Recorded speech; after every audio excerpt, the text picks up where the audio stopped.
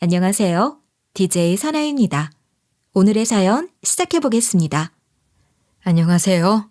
저는 간병인 일을 하고 있는 40대 후반의 박수영이라고 합니다. 하루하루를 바쁘게 살아가고 요즘 나름 저만의 이야기를 여러분과 나누고 싶어서 이렇게 글을 쓰게 되었어요. 저는 사람 사이의 정이라는 게 참 중요하다고 생각해요.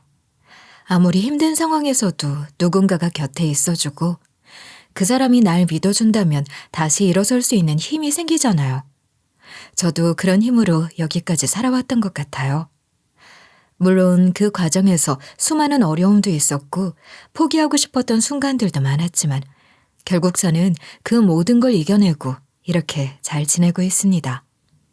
이 글을 통해 여러분과 나눌 이야기는 제가 살아오면서 느낀 것들, 그리고 그 안에서 발견한 소중한 희망의 순간들입니다. 그럼 본격적으로 이야기를 시작해 보도록 할게요. 제가 처음 서울로 올라온 게 20살 때였습니다. 고향인 전라도에서 처음 벗어나 수도권에 있는 공단에서 기숙사 생활을 시작했죠. 어느 지역에서 살든 다들 비슷한 처지였겠지만 어쩐지 윗동네 사람들은 노는 것도 다르더군요. 그때 당시 제 인생에 처음이자 마지막으로 가봤던 나이트클럽도 가보게 되었죠.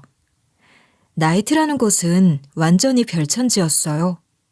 빛나는 조명과 큰 음악 소리에 다들 신나게 춤을 추는데 저는 구석에서 쭈뼛거리고만 있었습니다.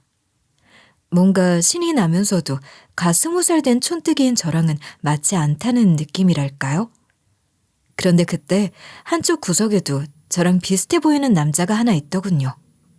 저와 비슷하게 어색하게 서 있는 모습이 눈에 띄었죠. 눈이 몇 번 마주치고 나서 그 남자가 먼저 다가와 말을 걸었습니다. 저기, 그쪽도 여기서 잘 못 노는 것 같은데, 맞죠? 네, 맞아요. 뭔가 좀 어색해서요. 그럼 그냥 나가서 고기나 먹으러 갈래요? 여기 있는 것보다 그게 훨씬 나을 것 같은데요. 그래요, 좋아요. 일단 같이 나가요. 그게 우리의 만남의 시작이었어요. 그렇게 자연스럽게 밖으로 나왔고 근처 고깃집에서 고기를 먹으며 많은 얘기를 나눴습니다. 그날 수도권으로 올라온 후 처음으로 편하게 웃을 수 있었죠.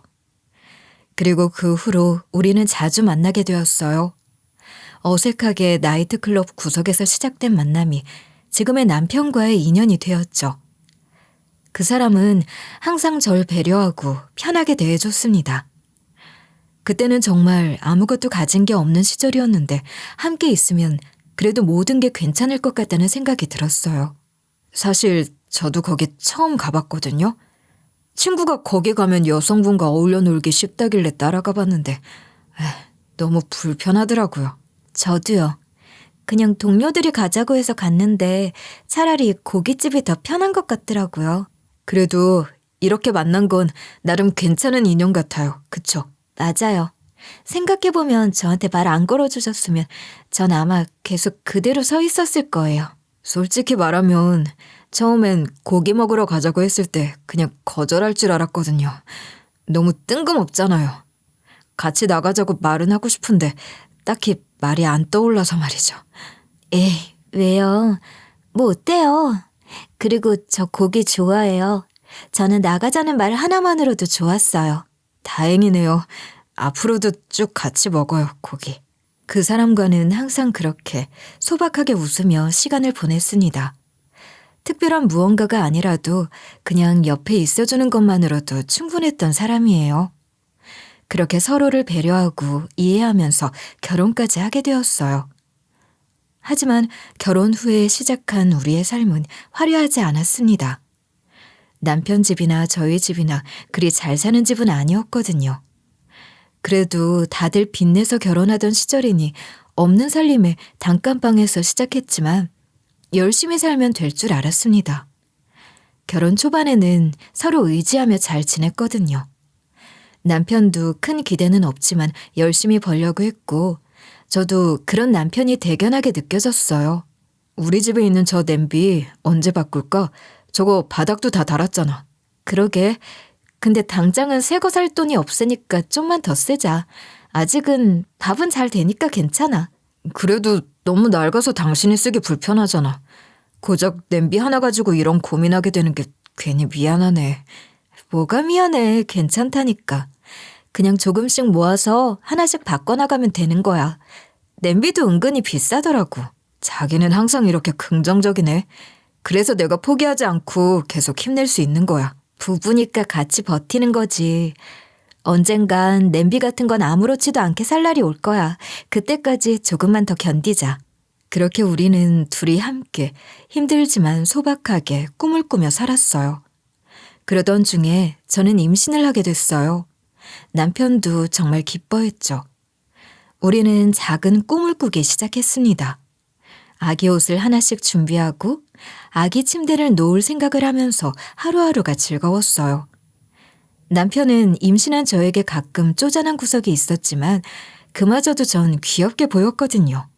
아, 진짜 자기가 내 초콜릿 먹었어? 분명히 여기 뒀는데. 설마 그거 저 식탁 위에 있던 거 얘기하는 거야? 아껴둔 거였는데 그거 일본 밀크 초콜릿이란 말이야. 공장장님이 특별히 나만 주신 건데.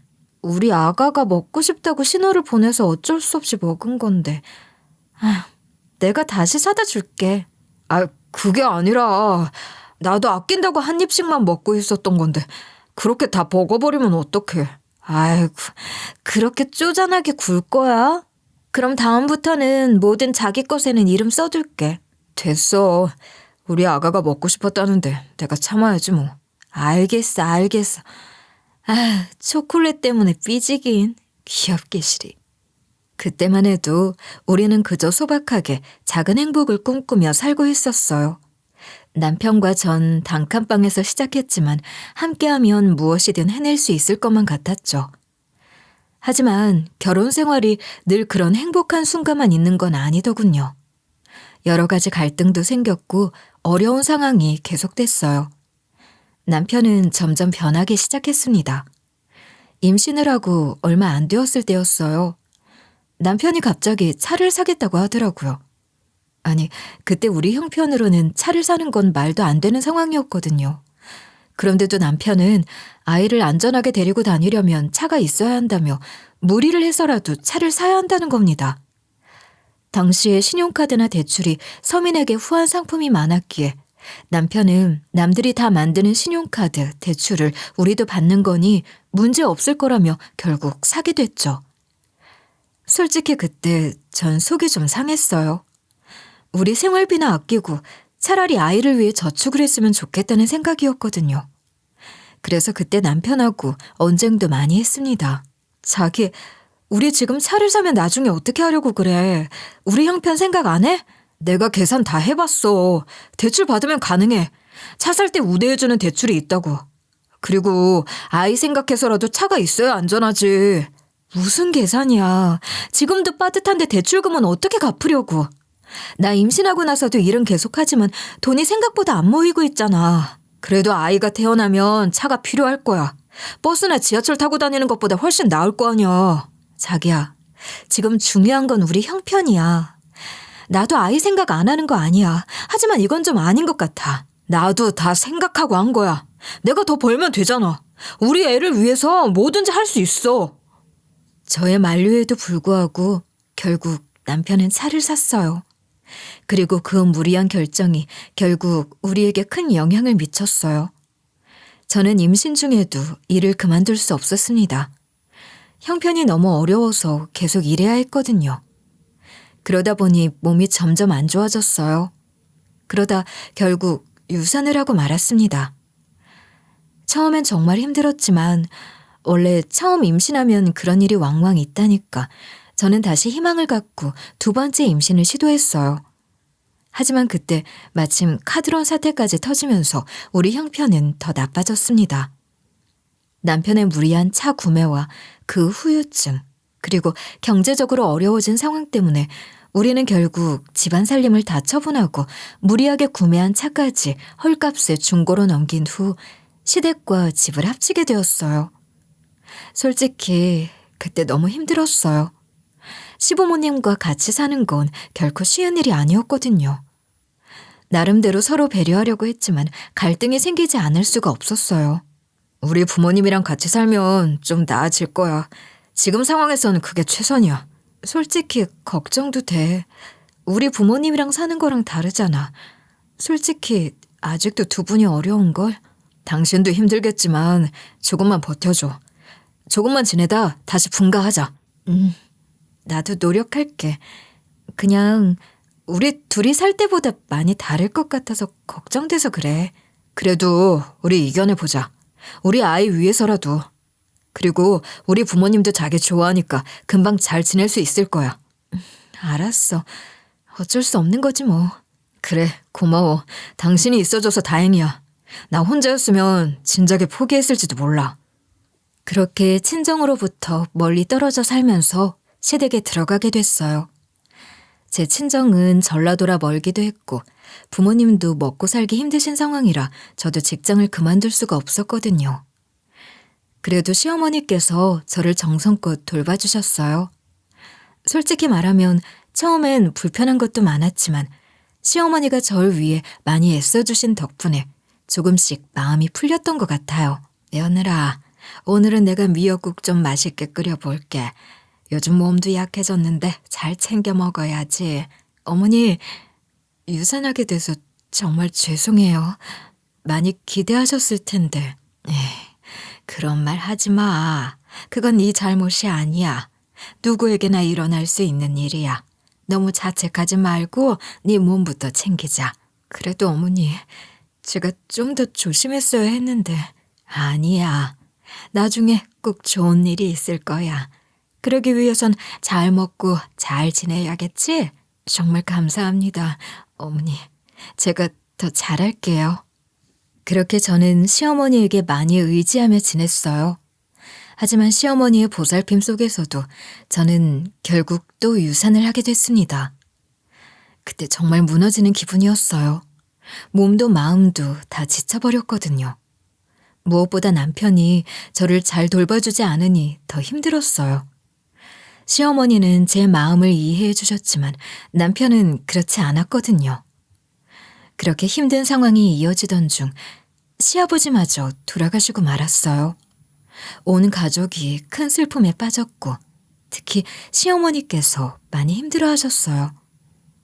그런데 그 상황에 결국 남편이 큰 사고를 치고 말았습니다. 시아버지의 부조금으로 남편이 빚을 해결하겠다며 몽땅 들고 나가더니 결국 그 돈을 가지고 노름을 하고 다 탕진해버렸어요. 돌아왔을 때는 이미 모든 게 끝난 상황이었죠.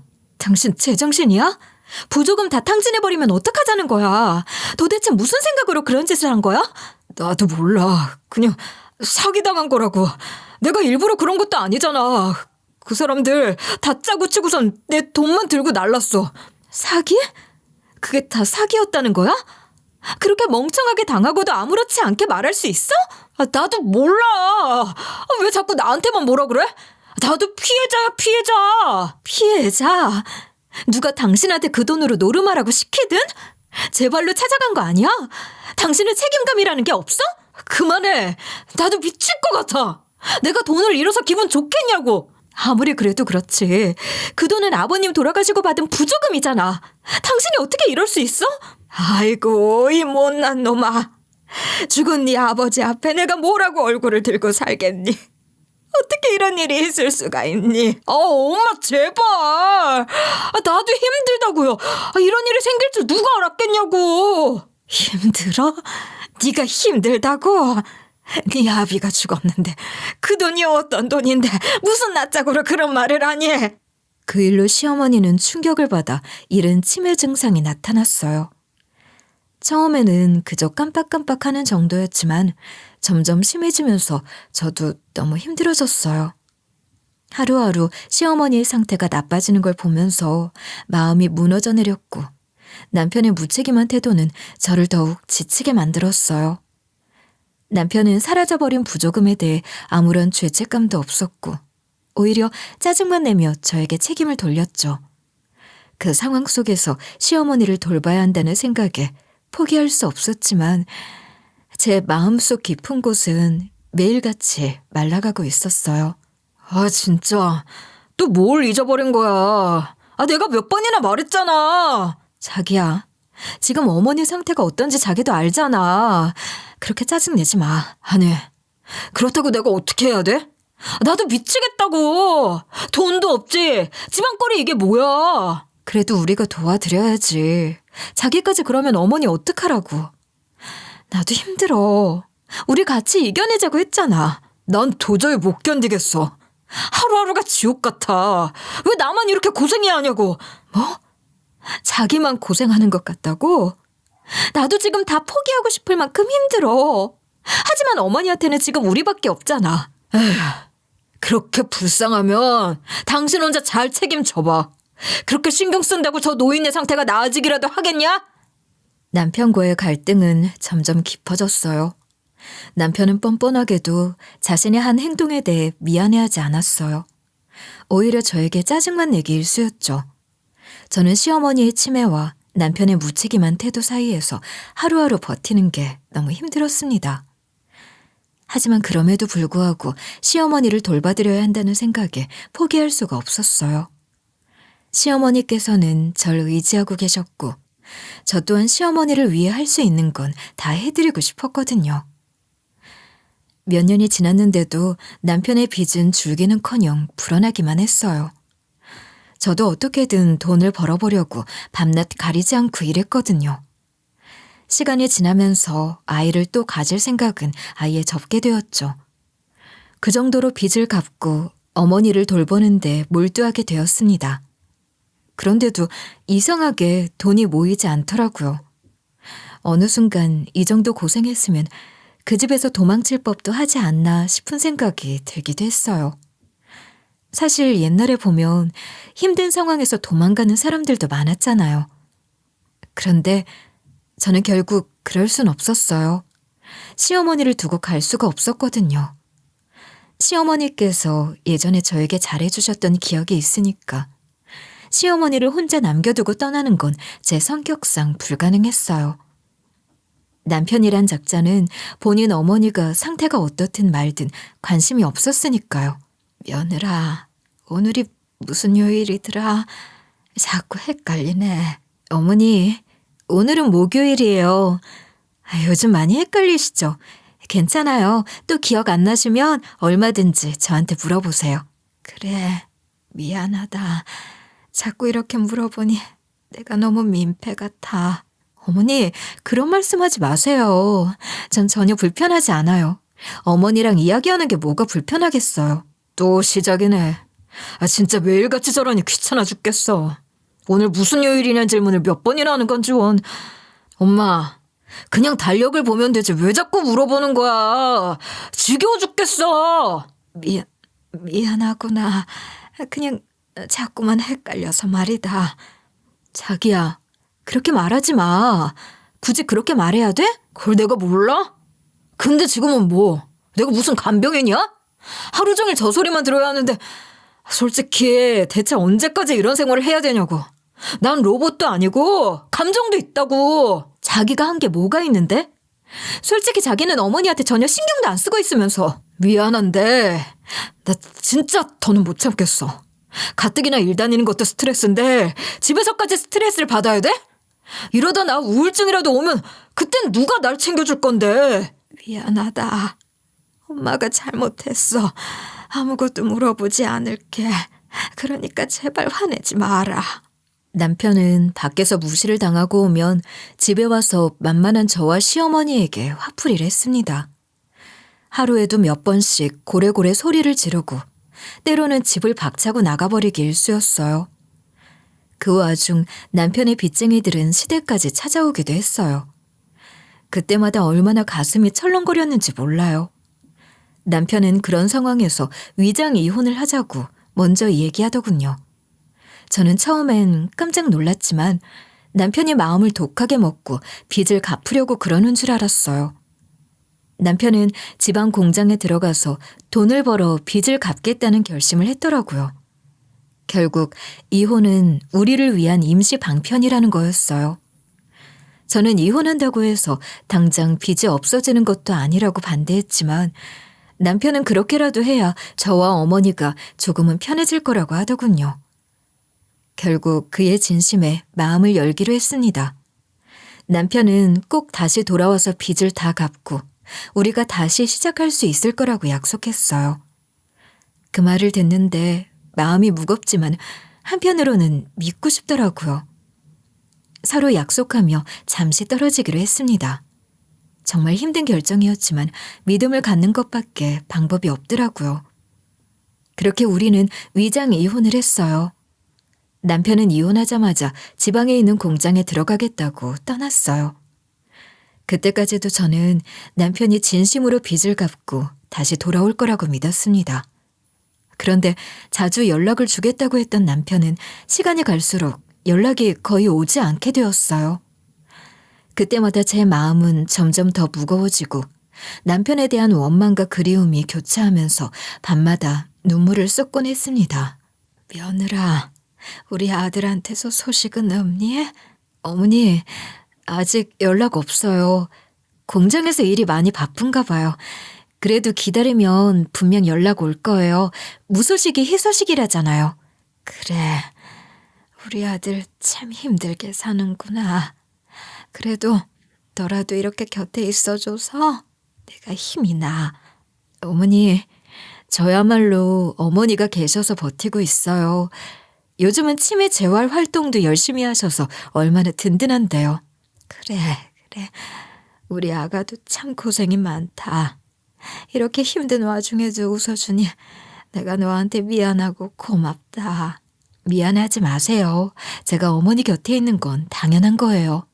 시어머니의 치매 증상은 점점 심해져 갔고 저는 hol로 그 모든 상황을 감당해야 했습니다. 남편이 떠나고 나서부터 집안일과 시어머니의 수발까지 모두 제 몫이었어요. 그럼에도 불구하고 시어머니를 위해서라면 저는 참고 이겨낼 수 있었어요. 절 친딸처럼 아껴주셨던 분이기에 끝까지 제가 지켜드리고 싶었거든요. 하지만 해가 거듭될수록 남편의 연락은 더욱더 뜸해졌고 제 마음속에는 점점 더 불안함이 쌓여만 갔습니다. 남편에게서 오랜만에 전화가 왔을 때였어요. 오랜만이라 기쁘기도 하고 그동안 시어머니도 남편을 많이 보고 싶어 하셨으니까 저는 집에 좀 와달라고 했죠. 그런데 남편은 차가운 목소리로 그러는 겁니다. 치매 걸린 노인네나 너나 지긋지긋하다. 그냥 이렇게 따로따로 살면서 영영 보지 말자. 뭐라고? 지금 그게 무슨 소리야? 우리 어떻게 여기까지 왔는데 어머니가 당신을 얼마나 기다리고 계신 줄 알아? 알고 싶지도 않아. 그냥 다 끝내고 싶어. 나한테 기대지 마. 당신 정말 그렇게밖에 말 못해? 당신을 믿고 기다리고 있는 나랑 어머니 생각도 안 해? 그래서 뭐? 난 가난 냄새 나는 너나 바보가 된 노인네랑 떨어지니까 숨통이 트이더라. 그냥 나한테서 떨어져 줬으면 좋겠어. 정말 이렇게 끝내버릴 거야? 이러려고 위장 이혼하자고 한 거냐고. 그래, 끝내고 싶다고. 너도 알아도 나도 사람이야. 나도 내 인생 좀 살아보고 싶어. 어떻게 그런 말을 할 수 있어? 그럼 난 사람 아니야? 내가 왜 이러고 사는데? 어머니는 어떻고? 언제 돌아가실지도 모르는 분인데 얼굴은 봐야 할 거 아니야. 그래, 욕하고 싶으면 실컷 욕해라. 너도 힘들면 그딴 노인의 어디 시설 같은 데 보내버리고 도망가든가. 나처럼. 정말 기가 막혀서 말이 안 나와. 어떻게 사람이 이렇게 변할 수 있어? 그 통화를 마지막으로 남편은 정말 돌아오지 않았고 저 혼자 시어머니를 돌보며 살아가야 했습니다. 2년 정도를 더 기다려봤지만 어떠한 연락도 없었고 시어머니의 상태는 점점 더 나빠진 데다가 저는 점점 지쳐 말라갔어요. 그때는 남편과 결혼한 지는 20년이 되었고 어머니가 치매에 걸리신 지는 10년이 지난 때였어요. 시어머니는 정말로 오락가락하시기 시작했죠. 시어머니 상태가 더 나빠지기 전에 한 번이라도 남편을 만나게 해드리고 싶었어요. 그래서 전 시어머니를 모시고 남편이 있다는 공장을 찾아가기로 했습니다. 하지만 그 공장에서는 남편이 이미 오래전에 그만두었다고 하더군요. 실망스러운 마음을 안고 여기저기 물어물어 다니기 시작했어요. 남편이 있을 법한 곳들을 찾아다니며 혹시라도 연락이 닿을까 싶어 물었지만 누구도 남편의 소식을 알지 못했어요. 결국 주민센터에 가서 남편의 주민등록을 확인해 봤더니 남편의 주민등록이 말소되었다는 겁니다. 심장이 덜컥 내려앉았어요. 그동안 남편은 도대체 어디서 뭘 하고 있었던 걸까요? 전 남편이 일했던 곳을 찾아가면서 남편의 옛 직장 동료들을 찾아 만나봤어요. 혹시나 남편의 소식을 알지 않을까 싶어서요. 그런데 그 동료들이 그러더군요. 그 사람 아직도 살아있었어요? 에? 무슨 말씀이세요? 살아있다니요? 그때 그 사람 사고 난 이후로 소식이 끊겨서 다들 죽은 줄 알았어요. 사고라니요? 무슨 사고 말씀이신가요? 자세히 좀 알려주세요. 글쎄, 공장 그만두고 얼마 안 돼서 교통사고가 크게 났다고 들었거든요. 그래서 우리도 다들 죽었나 보다 했어요. 아니, 그런 소식은 못 들었어요. 그 이후로 연락도 없고 주민등록도 말소됐다고 해서 찾아다니던 중이에요. 아니야, 그 양반 어디서 술 먹고 객사했다던데. 처음엔 빚을 갚으며 사는가 했는데 돈 버는 족족 노름하고 다니더라고. 그러다가 그렇게 됐다 들었어. 아니에요. 그럴 리가 없어요. 제 남편은 분명 살아있을 거예요. 그렇게 죽을 사람이 아니에요. 근데 다들 죽었다고 알고 있던데요. 그 정도면 그냥 받아들이시는 게 나을 것 같아요. 듣자 하니 연락 끊긴 지 한참 됐다면서요.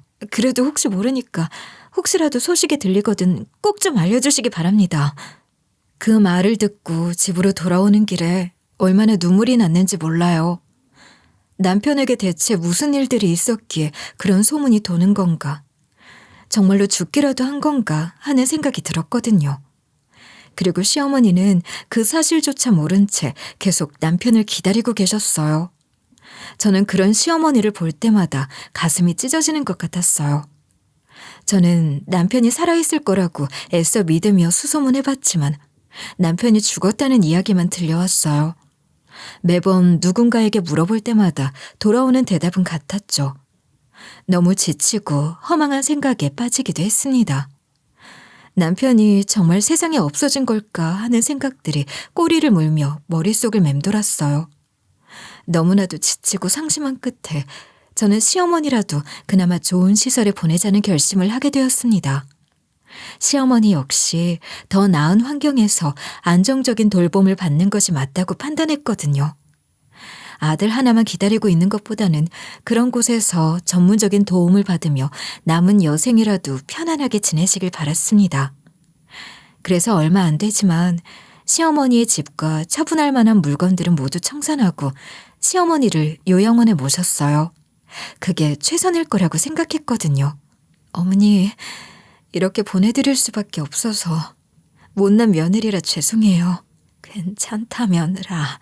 자주 와준다고 했잖니. 근데 내 아들은 언제 오니?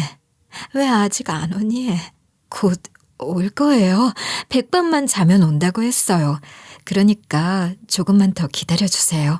그래, 백밤이란 말이지. 금방 오겠구나. 그런데 왜 이렇게 날이 어두워졌니? 우리 아들이 혹시 길을 잃은 거 아니겠지? 아니에요. 어머니 걱정 마세요. 어머님 아들이 어머님이 어디 있는지 모를 리가요. 잘 찾아올 거예요. 그래, 그럼 됐다. 아휴, 며느라, 오늘 좀 피곤하구나. 잠시 눈 좀 붙일게. 네, 어머니 들어가세요. 다음에 또 올게요. 어머님을 요양원에 맡긴 후 저는 치매 노인 간병인으로 일하기 시작했어요. 먹고는 살아야 하니까요. 나이 50을 바라보고 있으니 그 나이에 친정으로 돌아가기엔 자존심이 허락하지 않았어요. 그렇게 여러 병원과 요양시설을 다니며 간병인으로 일했는데 그러던 중에 동료 간병인이 좋은 조건의 간병인 자리를 개인 사정으로 못하게 되면서 그 자리를 저에게 넘기게 됐어요. 그렇게 전 나이 드신 재벌가 사모님의 간병인이 되었습니다. 사모님은 초기 치매 증상을 보이시던 분이었어요. 사모님은 처음엔 절 많이 경계하시더군요. 뭔가 제가 다가가면 늘 의심의 눈초리로 바라보셨어요. 처음엔 저도 좀 속상했죠. 나름 정성껏 돌봐드리려고 했는데 자꾸만 거부하시고 마음의 문을 열지 않으셨으니까요. 치매로 고생하시던 시어머니의 모습이 자꾸만 겹쳐 보였어요. 전 사모님께 진심으로 다가가야겠다고 다짐하며 일했습니다. 그런데 시간이 조금씩 지나면서 사모님을 이해할 수 있게 됐어요. 그렇게 경계심이 많을 수밖에 없는 사정이 있으셨더라고요. 사모님 집에서 오래 일하신 가정부 아주머니가 사모님에 대해 이야기를 해주셨어요. 우리 사모님 돈이 많으셔서 그런지 친척들이랑 자주 싸우셨어요. 다들 사모님 돈 노리고 오니까요. 아, 그래서 그렇게 경계가 심하셨군요. 그렇죠. 그 친척들이 사모님 등쳐먹고 가는 게 한두 번이 아니었거든요. 처음엔 다 믿으셨는데 나중에는 다들 신뢰를 잃어버렸죠. 그때부터 사람을 무척이나 의심하게 되셨어요. 정말 안타깝네요. 그러면 따님은요? 따님이 있으시다고 들었는데. 원래는 따님이 사모님을 많이 도와드리려고 하셨어요. 근데 사모님께서 친척들이랑 같은 부류라고 오해하시고 따님까지 멀리 하셨죠. 따님은 지금은 외국으로 나가 살고 계셔요. 그랬군요. 참 마음이 아프네요. 이런저런 사정이 있었을 것 같은데. 그렇죠. 저도 참 안타까웠어요. 따님이 오실 때마다 사모님이 거부하셔서 발길을 돌리는 걸 보면 마음이 참... 그 이야기를 들으니 사모님이 왜 그렇게 경계심이 많으신지 이해가 되더군요.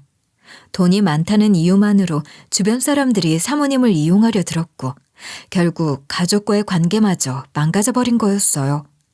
그걸 깨닫고 나니 저는 어떻게든 사모님께 조금이라도 위안을 드리고 싶었어요. 그동안의 고통을 덜어드리기 위해서는 제가 해야 할 일이 많다는 생각이 들었거든요. 사모님은 아들도 하나 있다고 하셨어요. 처음엔 그냥 그런가 보다 했는데 아들 이야기를 들을 때마다 뭔가 이상하더라고요. 어떤 날은 죽은 아들이 보고 싶다며 꺼이꺼이 우시다가 또 어떤 날은 아들이 얼마나 잘났는지 자랑을 하셨어요. 그래서 제가 아드님은 지금 어디서 뭘 하시는지 여쭤봤더니 여기저기 놀러 다니신다고 하시더라고요. 도통 무슨 상황인지 알 수가 없었어요. 거기서 일하게 되면서 사모님 아드님에 대한 이야기를 점점 듣게 되었는데 듣다 보니 뭔가 이상한 점이 자꾸 걸렸어요. 듣자 하니 아드님은 제주도에 있는 사모님 별장에서 지내신다고 하더라고요. 가끔 올라오시면 가정부 아주머니가 사모님을 모시고 나가 만나고 오시곤 하셨고 그때마다 전 늦게 출근하게 되어 아드님을 볼 일은 없었습니다. 효자라고 하시니 바깥바람 쐬게 해드린다며 밖에서만 만나는 거는 그럴 수도 있겠다 싶었는데 이상한 건 항상 잠깐 보고 가신다는 점이었어요. 정말 효자라면 조금 더 머무르며 어머니와 시간을 보낼 만도 한데 늘 그렇게 잠깐만 보고 가신다니 뭔가 석연치 않았죠. 그래서 가정부 아주머니께 여쭤봤어요. 아주머니, 사모님 아드님은 왜 그렇게 잠깐만 보고 가시는 걸까요? 좀 더 시간을 보내면 좋을 텐데요. 치매 있으신 분들에겐 가족들의 역할도 중요한 거려. 그게 말이죠, 수영 씨. 그 부분에 대해서는 제가 뭐라 말하기가 좀 그래요. 왜요? 혹시 무슨 사정이라도 있는 건가요? 너무 궁금해서요. 사모님도 아드님을 자주 보고 싶어 하시는데 말이에요. 그게 수영 씨. 그냥 별다른 말씀은 안 드리는 게 좋을 것 같아요. 사모님 가정사도 참 복잡하거든요. 네, 알겠습니다. 제가 너무 눈치 없이 궁금해했네요. 죄송해요, 아주머니. 아니에요. 궁금할 만도 하죠. 근데 저도 정확히 아는 게 없어서 괜히 말 꺼냈다가 실례가 될까 봐요. 가정부 아주머니께서는 눈치만 보시며 말을 아끼셨고 저도 더 이상은 묻지 않기로 했어요. 뭔가 특이한 가정사가 있는 것 같았어요. 그럼에도 불구하고 저는 그저 사모님을 잘 돌봐드리며 지금 할 수 있는 일을 하기로 했습니다. 말씀드린 대로 치매 걸린 노인분들에게는 가족들의 역할이 중요하니까 아드님이나 따님이 사모님과 시간을 좀 보냈으면 좋겠다는 작은 소망이 있긴 했지만 제 바람만으로 되는 일은 아니었기에 제가 할 수 있는 일에 집중하기로 했습니다. 그렇게 조금씩 사모님과의 신뢰를 쌓아가고 있었어요. 시간이 흘러서 제가 사모님을 돌본 지 1년쯤 됐을 때 사모님께서는 저를 아주 마음에 들어 하시는 것 같았어요. 어느 날 제가 제 사연을 살짝 털어놓았더니 사모님께서 대뜸 화를 내시더군요. 사모님은 치매이시긴 하지만 여전히 감정적으로 공감하는 능력은 또렷하셨습니다. 치매 증상은 사람마다 다르겠지만 사모님은 가끔 모르는 사람이 보면 치매라고는 눈치채지 못할 정도였거든요. 특히 아드님에 대한 이야기나 주변인의 소소한 이야기를 할 때면 눈을 반짝이셨죠. 뭐? 그런 나쁜 놈이 있다고? 정말 말도 안 되는 인간이네. 네, 처음엔 믿기지도 않았어요. 근데 시간이 지날수록 그 사람이 변해가는 게 보이더라고요. 결국엔 이렇게 됐죠. 정말 기가 막히네. 나중에 그놈 만나면 나한테 데려와. 내가 아주 혼쭐을 내줄 테니까. 사모님, 그럴 수 있다면 참 좋겠어요. 아니, 진짜로 그래. 내가 자네 남편 놈이라도 만나면 그 인간을 제대로 혼내줄 거야. 어디 자기 어머니를 내팽개친 것도 모자라서 자네같이 좋은 여자를 어떻게 그렇게 힘들게 해. 감사해요, 사모님. 사실 그런 말씀만으로도 위로가 돼요. 사모님 덕분에 힘이 나요. 자네 같은 며느리가 있었다면 그런 힘든 일 안 겪게 했을 텐데 참 고생이 많았겠구나. 사모님께서 절 그렇게 아껴주시니 참 고마웠어요. 그 후로 사모님은 저를 더욱 아끼며 은근슬쩍 농담처럼 저를 며느리 삼고 싶다는 말을 자주 하시기 시작했습니다. 처음엔 그냥 흘려들었지만 시간이 지나면서 사모님은 점점 진지하게 말씀하시더군요. 그러더니 어느 날 사모님께서 아드님 사진을 보여주시면서 저에게 맞선을 보라고 그러시는 거예요. 나이대도 비슷하니 잘 맞을 거라며 계속 권유하시길래 결국 어쩔 수 없이 맞선 자리에 나가게 됐어요. 아무래도 사모님 외에 사모님 아드님과 연락을 주고받던 분은 가정부 아주머니밖에 없으셨기에 맞선 약속은 가정부 아주머니께서 잡아주셨습니다. 맞선 장소는 모든 음식점이 다 방으로 되어 있는 고급 음식점이었고 저는 안내받은 번호의 방으로 들어갔습니다. 방으로 들어서는 순간 저는 그저 평범한 만남이겠거니 생각하며 문을 열었습니다. 하지만 그 방에 앉아있는 사람을 본 순간 제 심장은 멎는 것 같았고 눈앞이 아찔했습니다. 믿을 수 없는 광경에 다리가 풀릴 것만 같았어요. 방 한가운데 앉아있는 사람은 다름 아닌 죽었다고만 믿고 있던 제 남편이었습니다. 순간적으로 온몸이 얼어붙고 숨이 막혀 말을 잇지 못했습니다. 떨리는 손을 부여잡으며 가까스로 남편의 이름을 불러봤지만 제 목소린 한없이 자꾸 떨렸습니다. 제 자신조차 믿기 힘든 상황이었습니다. 세상이 무너지는 듯한 혼란스러움과 배신감이 한꺼번에 밀려 들어오더군요. 당신 살아있었던 거야? 어떻게 된 거야 도대체? 와, 혹시 날 찾아온 거야? 독한 년, 끝까지 나를 안 놔주네. 뭐라고? 그게 지금 할 말이야? 내가 얼마나 당신을 애타게 찾았는데 당신이 여긴 어떻게 있는 거야? 찾아서 뭐하게? 언제까지 그렇게 빌빌거리면서 살아야겠냐고. 난 이제 자리 잡고 새로운 삶을 살고 있어. 그러니까 더 이상 아는 척하지 마. 그럼 모든 게 계획적이었던 거야? 나랑 어머님을 버린 것도? 그래, 버린 거야. 그걸 이제 알았어?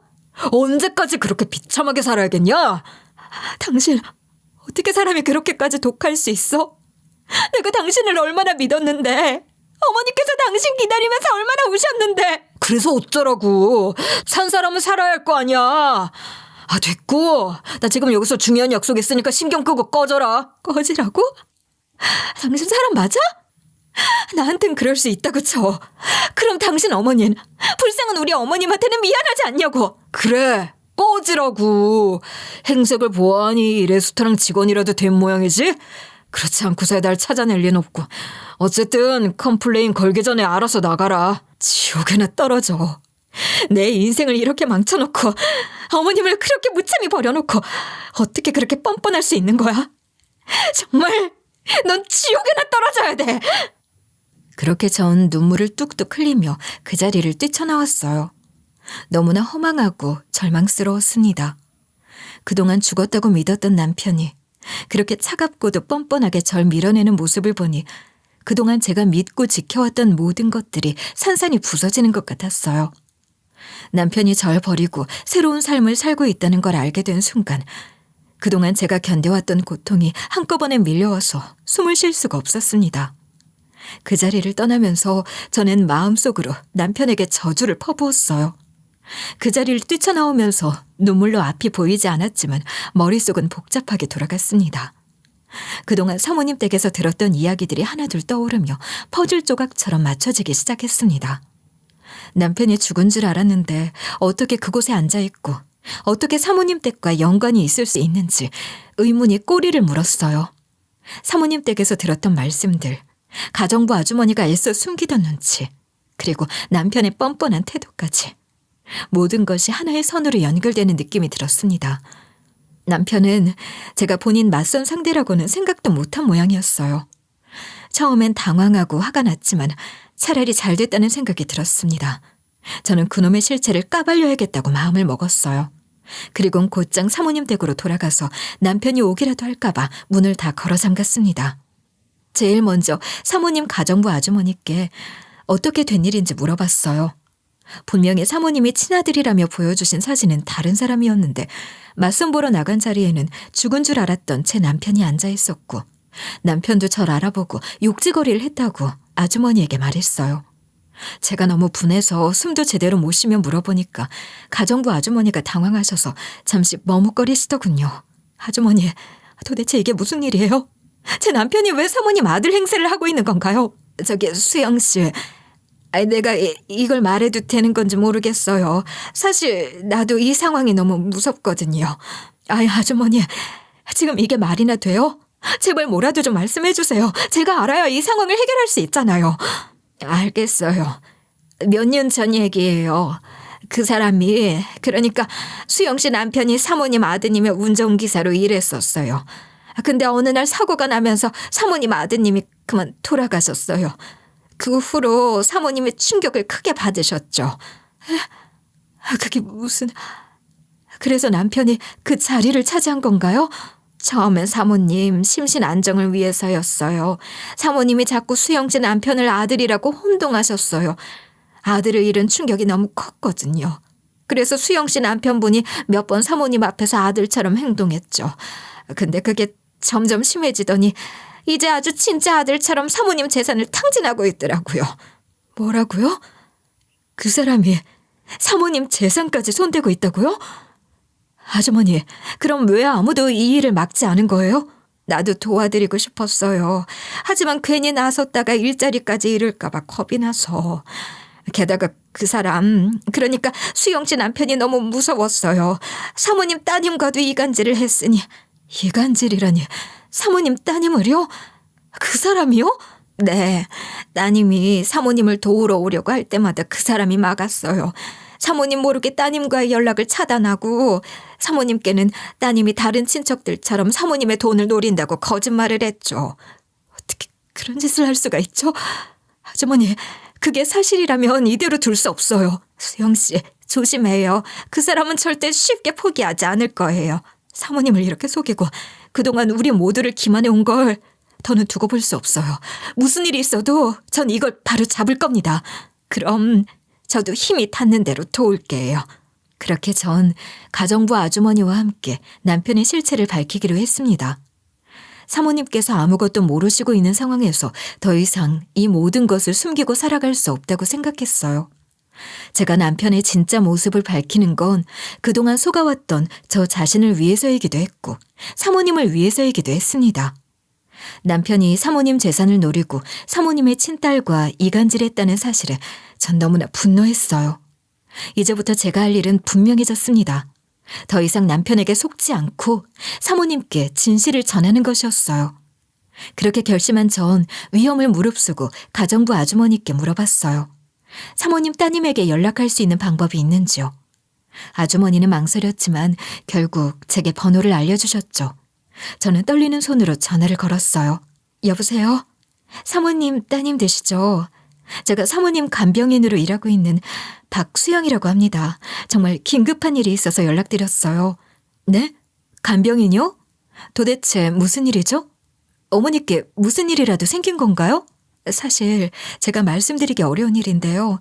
사모님께서 지금 가짜 아들과 함께 지내고 계세요. 그리고 그 사람이 제 남편입니다. 그리고 사모님 재산을 착취하고 있어요. 뭐라고요? 가짜 아들? 도대체 무슨 소리죠? 혹시 제 남동생 운전기사였던 남자 말씀하시는 거예요? 그 자식 이야기 맞죠? 맞아요. 제 남편은 아들을 잃은 충격으로 치매가 심해진 사모님의 마음을 이용해서 사모님을 속이고 있어요. 따님의 도움이 필요해요. 제발 도와주세요. 말도 안 돼요. 지금 당장 귀국하겠습니다. 어머니와 직접 이야기해봐야겠어요.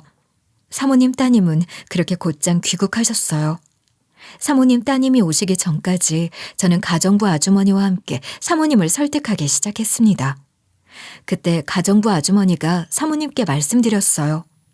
사실 아들 행세를 하던 그 가짜 아들이 사모님과 따님을 이간질했었다고요. 사모님은 그 말을 듣고 처음에는 완강하게 거부하고 화를 내시더니 서둘러 도착한 따님과 진솔한 이야기를 하시면서 과거에 있었던 일을 떠올리며 눈시울을 붉히셨어요. 사모님은 치매가 극심한 편은 아닌데다가 유독 아들에 관한 일이라면 감정이 격해지시거나 정신이 말짱한 듯 돌아오시곤 하셨습니다.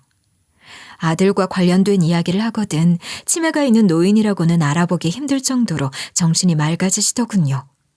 그러니 처음에는 크게 거부하시는 모습을 보이셨지만 친따님이 진심 어린 목소리로 설득을 하자 납득하셨습니다.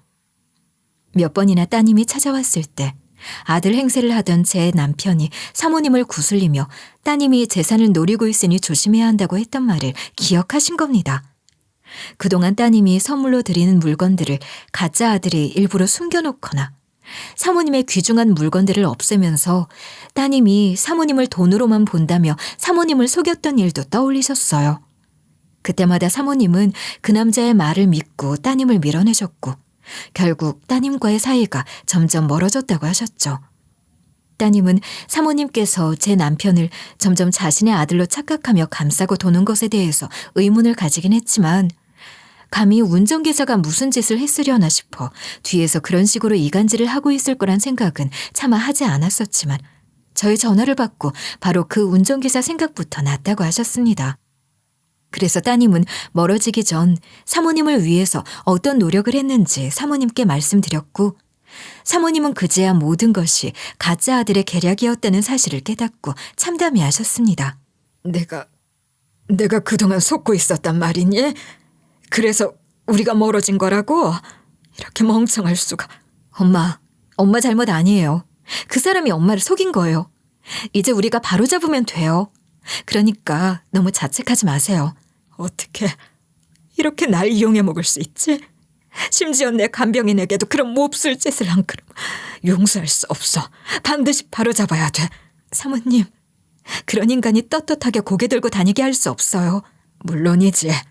내 재산을, 내 아들의 기억을 그렇게 더럽힌 사람을 용서할 수 없어.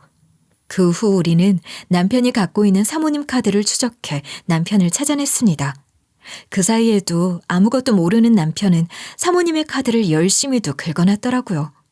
결국 경찰을 대동해 남편을 찾아갔을 때 저와 사모님 따님, 가정부가 함께 나타나자 남편은 기겁을 했어요. 붙잡혔을 때 남편은 사모님과 따님 앞에서 무릎을 꿇고 우는 신용까지 하기 시작했어요. 남편은 우리 앞에서 무릎을 꿇고 자신도 진짜 엄마라고 생각하고 아들 노릇을 하려고 했을 뿐이라고 변명하기 시작했어요.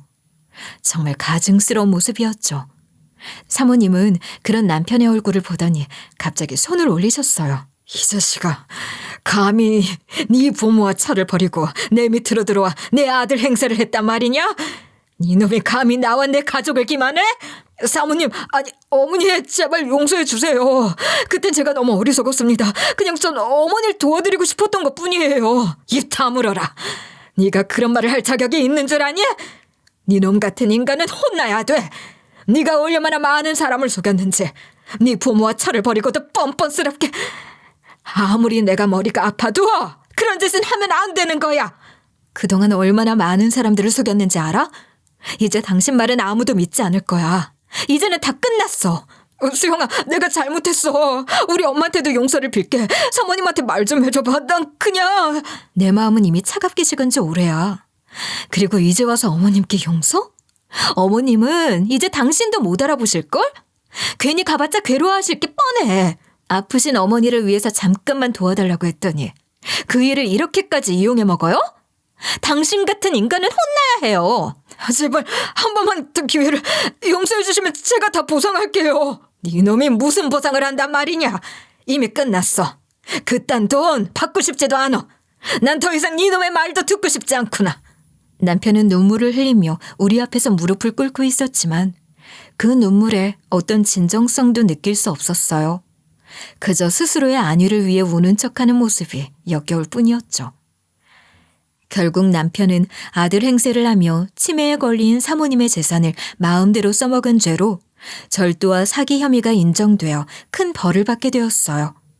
법원에서는 남편에게 사기 및 절도 혐의로 징역 5년을 선고했고 부당하게 취한 재산에 대해서는 전액 반환 명령을 내렸어요.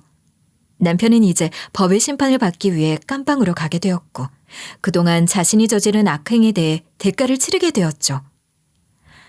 일이 다 해결되고 나서 사모님 따님께서 저에게 정말 고맙다고 하셨어요. 이 일을 계기로 사모님과 따님은 화해하시게 되었고 그 모습을 보니 저도 마음이 따뜻해지더라고요. 저는 사모님 집에 남아서 병간호를 계속하기로 했고 아예 입주해서 살게 됐어요. 사모님 따님도 가족들을 데리고 한국으로 다시 돌아오셨고 사모님 댁과 가까운 곳에 자리 잡으셨죠. 그 뒤로 따님께서 절 많이 챙겨주셨어요. 얼마 전에는 남편 면회를 다녀왔어요. 서류상으로는 시어머니와 함께 살 때 이미 위장 이혼을 하면서 법적인 부분은 아니니 전 남편이라고 말하는 것이 자연스럽겠네요. 아무튼 그 사람을 다시 마주해야 한다는 게 솔직히 꺼림칙했지만 그래도 한 번은 봐야겠다는 생각이 들었거든요. 죄수복을 입고 있는 그놈 꼴을 한 번쯤 보고 싶기도 했고요. 면회실에 들어가자마자 전 남편은 절 보고 엄청 불쌍한 척을 하더군요. 수영아, 나 진짜 많이 반성했어. 이렇게 철장 안에 갇혀있으니까 그동안 내가 너한테 했던 짓들이 얼마나 잘못된 거였는지 뼈저리게 느끼고 있어. 그래? 잘 됐네. 여기서 평생 반성하면서 살면 되겠다. 정말이야. 나 다시는 그런 실수 안 할 거야. 너도 알잖아. 내가 원래 그런 사람 아니었단 거. 우리 다시 시작할 수 있지 않을까? 다시 시작? 그딴 말 하는 거 보니까 아직도 정신을 못 차렸구나. 너랑 나는 네가 혼자 도망갈 생각으로 위장 이혼하자고 할 때 이미 끝났어. 나한테 다시 그런 헛소리 하지 마.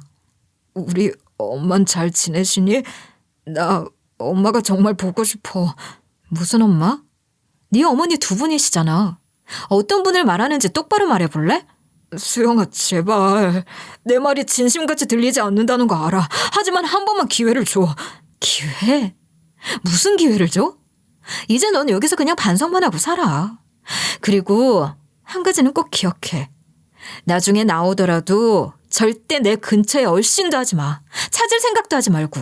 그렇게 면회를 마치고 돌아오는데 이상하게도 마음이 후련했어요. 전 남편이 뭔 말을 하든 이제는 저에게 아무런 의미도 없다는 걸 깨달았거든요. 언제가 될지 모르겠지만 언젠가 저 사람이 이곳에서 나오게 된다 해도 근처에는 절대 오지 못할 거라는 확신이 들었어요. 시어머니의 상태는 많이 안 좋아져서 이제는 정말로 저까지 잘 못 알아보고 계십니다. 언제 어떻게 가실지 모르는 상황이 되었어요. 게다가 아들의 존재도 점점 잊고 계시죠. 아마 남편이 그곳에서 나오게 되는 날에는 이미 이 세상분이 아닐 수도 있겠네요. 전 남편을 그렇게 보내버리기 전에 잠깐이라도 어머님께 아들 얼굴을 보여드려야 했을까 싶은 생각이 가끔 들긴 하지만 치매에 걸렸다고 제 어머니를 버리는 그런 자식 따위 어머니도 영영 잊으시는 편이 좋을 거라며 애써 다짐합니다. 어머니, 저 왔어요. 어머님 며느리요. 며느리? 아니야, 난 며느리 없어. 저 모르시겠어요? 어머님 하나뿐인 며느리요. 어머님 아들 마누라요. 몰라보시네. 아들이라니, 나한텐 딸밖에 없어. 아주 착한 딸, 수영이. 제가 수영이잖아요, 어머니. 전 어머니 며느리고, 제 얼굴 좀 잘 봐보세요. 기억 안 나세요? 우리 딸 수영이 남편놈이 요즘도 속썩이려나. 남편이요? 어머님, 제가 어머님 아들 마누라라고요. 사모님께서는 그 일이 있은 후 치매 증세가 급격히 심해지셨습니다.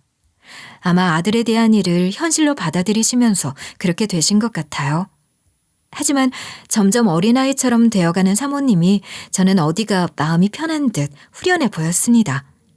얼마나 더 사모님을 모실 수 있을지 모르겠지만 저는 힘 닿는 데까지 최선을 다해 사모님 곁에 있을 생각이에요.